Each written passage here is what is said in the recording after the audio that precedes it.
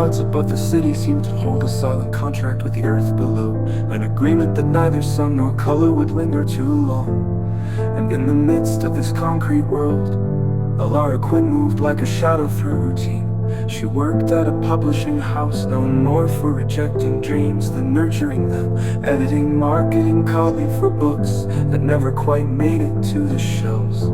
It was a job that paid just enough to keep her from leaving, but too little to let her live. Elara's apartment, a narrow one-bedroom on the 5th floor of a building older than her grandmother, overlooked a parking lot that sometimes became a lake when it rained.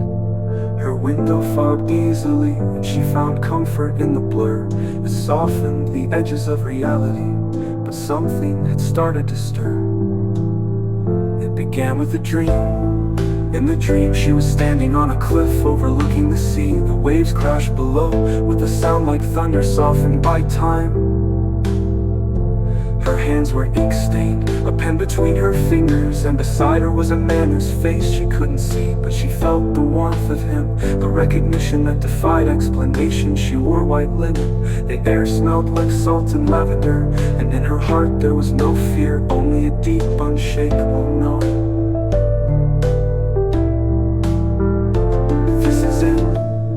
This is where I'm meant to be. When Elara awoke, her eyes were wet, not with sorrow but with longing so deep it felt like a second soul inside her chest. That morning, she didn't reach for her phone. Instead, she sat in silence, replaying the dream again and again, trying to hold on to the feeling of already having the book. It appeared on a Thursday afternoon, tucked between a stack of rejected manuscripts in the publisher's discard pile. The cover was worn, the title embossed in gold, The Art of Living the End. The author was unknown, there was no barcode, no publication date, but the first page held a dedication to the one who remembers the future. In Turkey, Elara read the entire thing that evening. Spoke of imagination as the true engine of reality, of desires as glimpses into alternate timelines that already existed, waiting to be chosen. The key, it claimed, was not to want, but to live as though it were already true. She reread the passage 3 times. Assume the feeling of the wish fulfilled. Live there, walk there, speak from there. Reality is but clay, your imagination, the fire that shapes it. What do you want? Days, Elara could think of nothing else. She began experimenting. She closed her eyes and imagined sipping coffee in that seaside cottage. She pictured letters from readers praising her novels. She imagined laughter shared with the faceless man from her dream. Like a faceless man from her dream. But something was missing. She didn't know why she wanted those things. She didn't yet believe she could have them. And most of all, she struggled to feel as though they were already hers. One night, she whispered aloud, "What do I want?" And from the silence came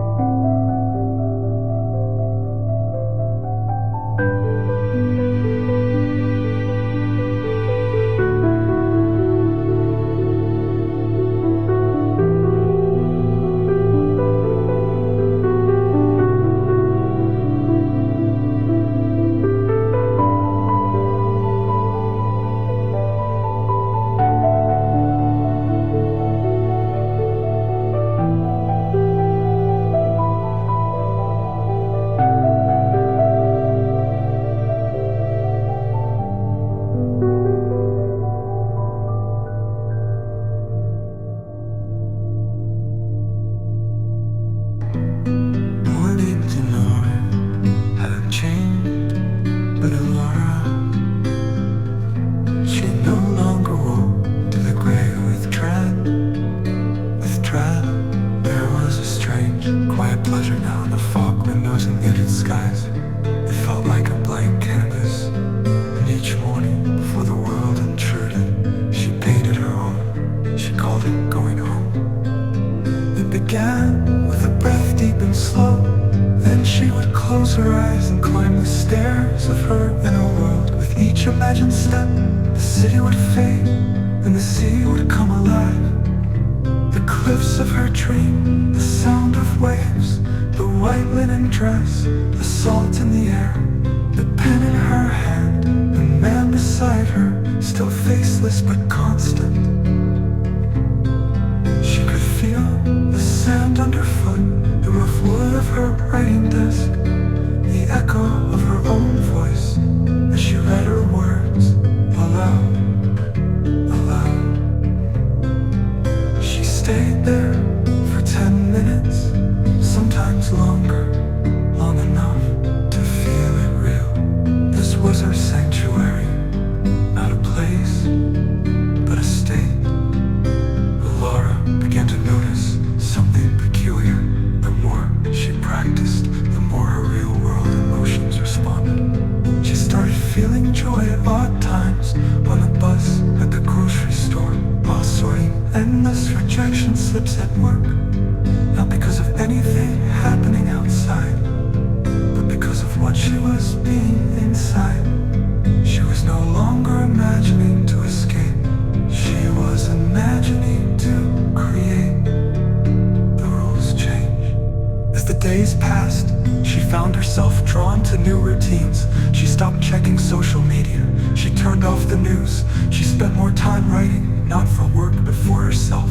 Short stories, letters to her future readers, journal entries from the version of herself already living by the sea.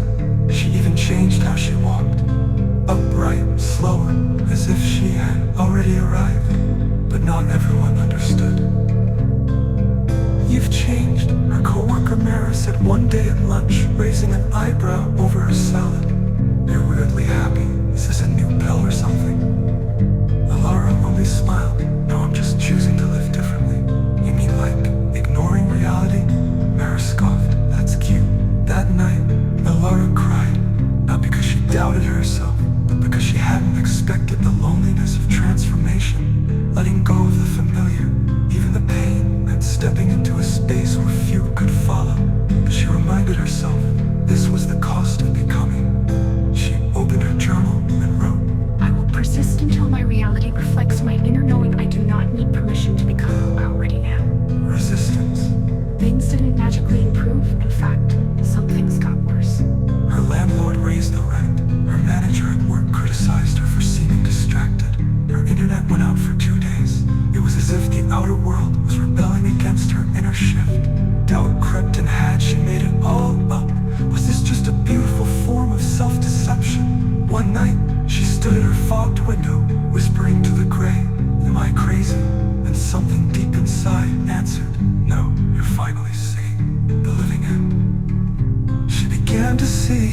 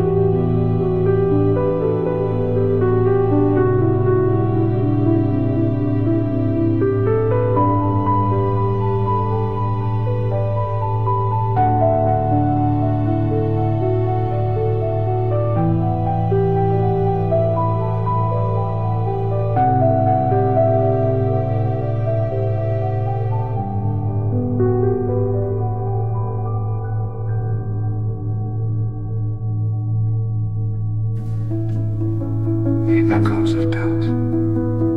The deeper Elara stepped into her imagined reality, the more her own pushed back.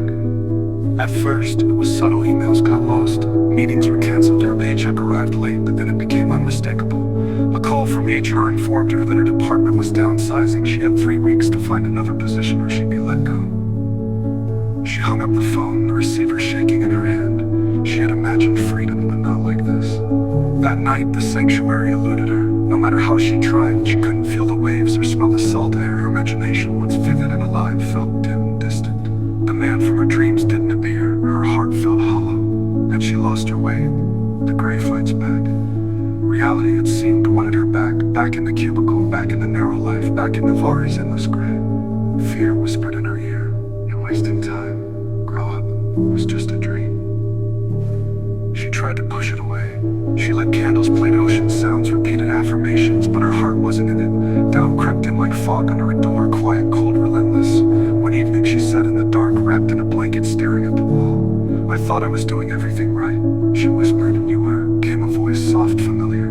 Elara looked around, no one, and yet she knew that voice. It was her own, remembering. She dreamed again, but this time it wasn't the seaside cottage. It was her childhood room, books stacked to the ceiling, drawings taped to the walls. She saw herself at 10, scribbling in a notebook, whispering stories aloud. Her younger self looked up and smiled. "You knew back then," the child said. "Knew what? That it's real. Will you imagine you stopped believing because they told you to? But you still know." Elara woke in tears. She didn't need to force the sanctuary, she only needed to remember it. The ritual returns. She rebuilt her mornings, not from discipline, but from devotion. She wrote from her future self's perspective.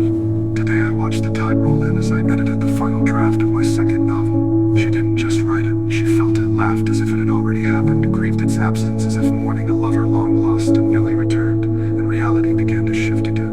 A letter arrived. An old short story of hers had been accepted for publication, sent years ago and long forgotten. A stranger at the cafe quoted her favorite line from The Art of Living the End. Her landlord offered to reduce rent if she helped redesign the building's newsletter. None of these were a wish fulfilled, but each was a step, a thread in the unseen tapestry. The echo, and one morning she heard it again. Live as though it's done, not in her mind, from within, not as a command, as a remembrance. She looked in the mirror and spoke aloud. "I'm already the woman by the sea," and she believed it. Even if her world hadn't caught up yet, her soul.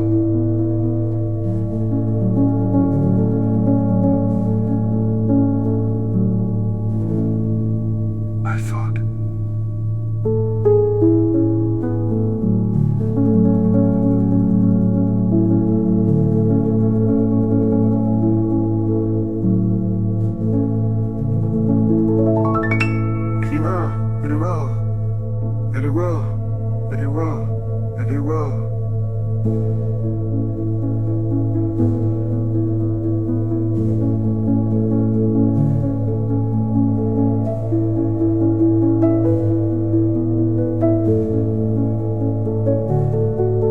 She dreamed again. The child said, "Knew what?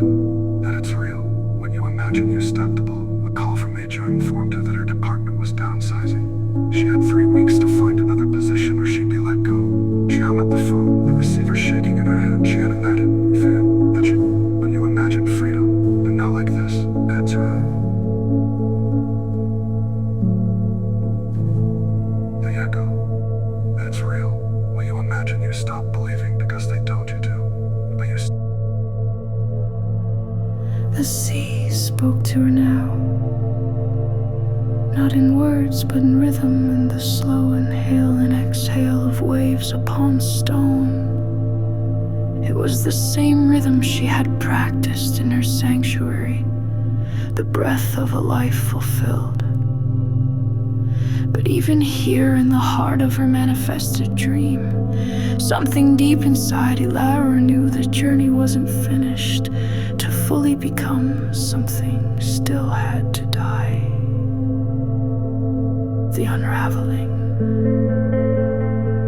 It began with a letter, a rejection from a major literary agent, one who had shown interest in her novel months earlier. It wasn't just a no, it was a cutting dismissal.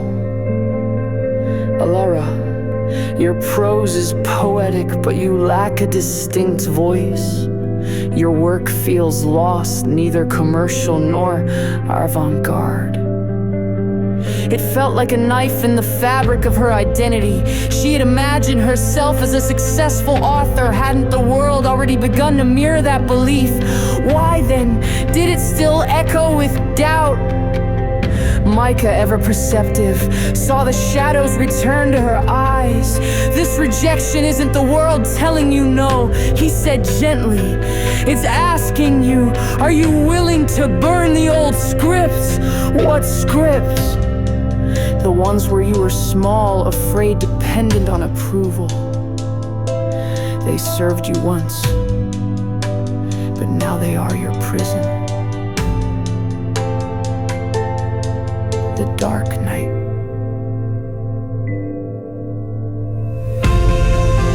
That night, Elara couldn't sleep. She wandered the shoreline, the cold sand grounding her as her thoughts spiral. Was she afraid? Had she merely escaped one illusion for another?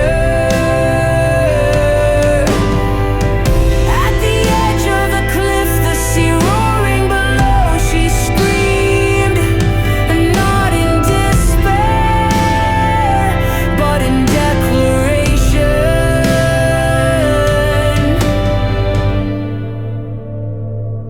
I am not who I was. The wind swallowed her cry. She fell to her knees, the fog wrapping her like a shroud. And there, in that darkness, something broke softly, finally.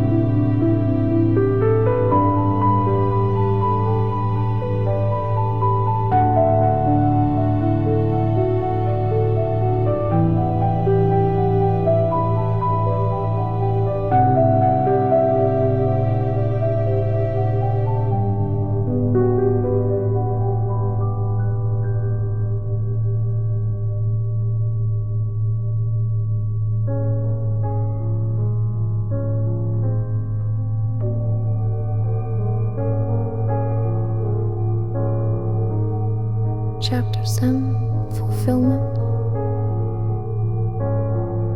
Elara once believed fulfillment would feel like triumph, a celebration, fireworks, the final line in a story where all the loose ends tie up in a golden bow. But when it came, it was quieter than she'd imagined, subtler, deeper. It didn't arrive on the wings of fanfare. It arrived in breath, in peace, in the stillness of a life that no longer needed proving. The full circle. The morning sun poured through the window of her writing room, painting gold across the sea-dusted floor. Jonas was in the kitchen, humming while he brewed coffee. A draft of her second novel sat beside her journal. The waves rolled in like applause only she could hear. It wasn't that she had everything, it was that she no longer lacked anything. She had become the woman from her dreams, not because the world had changed, but because she had remembered her power to change herself. She turned to her past self, the girl who once stared out Fargo windows in a gray city and whispered, "What do I want?" And to that girl she said, "You wanted this, you lived it first in your heart. You did not chase it, you became it, living the end." Elara now taught others, not as a guru, but as a guide. She held workshops on imagination and storytelling. She shared her journey not as a miracle, but as a method of remembering. Each attendee left not with answers, but with a key to their own sanctuary. One night, after speaking at a small book festival, a young woman approached her, nervous, trembling. I had a dream I was you years ago, before I ever wrote a word, and now I'm here, and I know it's possible. Elara took her hand, looked into her eyes, and said gently, "It already is." Months later, she sat in her writing room, working on something new, not fiction, not even memoir. A book about living in the end. Its first line assumed the feeling of the wish fulfilled lived there. She titled it, "The end is the beginning." The same words that had whispered to her from the depths of her soul. And as she typed the final sentence, she paused, smiled, and said aloud to the silence, to the sea, to the self who had never doubted, "I remember now." Because fulfillment, she knew, was not a destination. It was the homecoming to the self she had always been. And as the waves rolled in once more, Elara closed her